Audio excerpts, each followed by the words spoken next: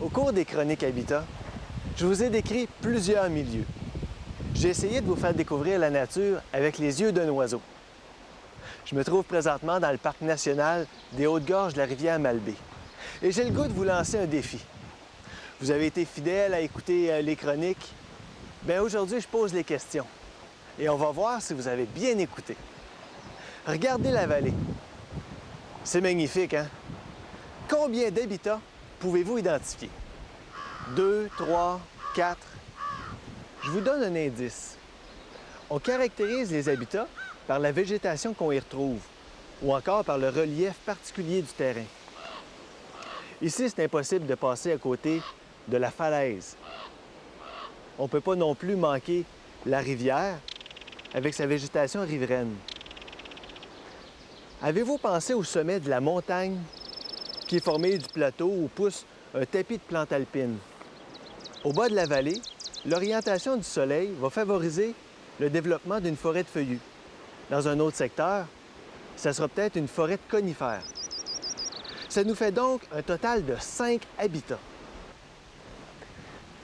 Ce qui est fantastique dans le secteur où je me trouve, c'est qu'on peut explorer plusieurs habitats en même temps.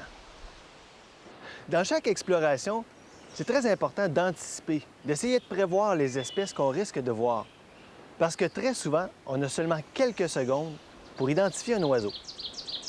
Alors, qu'est-ce qu'on risque de voir près de la rivière, dans la forêt de feuillus ou perché sur la falaise?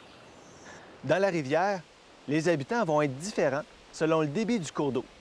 Puis ici, il y a fort à parier que le harle huppé va être dans le décor, parce que lui, il n'y a aucun problème à négocier, même avec un fort courant. Dans la forêt de feuillus, je pense aux grives, aux pics, aux viréos, aux parulines. Si la forêt est jeune, ce sera peut-être la paruline à joues grises. Ou si on se trouve dans une forêt mixte, il faudra avoir une attention particulière pour la paruline à gorge orangée. Perché sur la falaise, c'est peut-être un faucon pèlerin qui va se préparer à la chasse.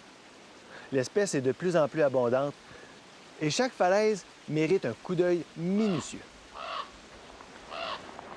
J'aimerais avoir réussi à allumer votre curiosité puis vous donner le goût de découvrir les oiseaux qui nous entourent.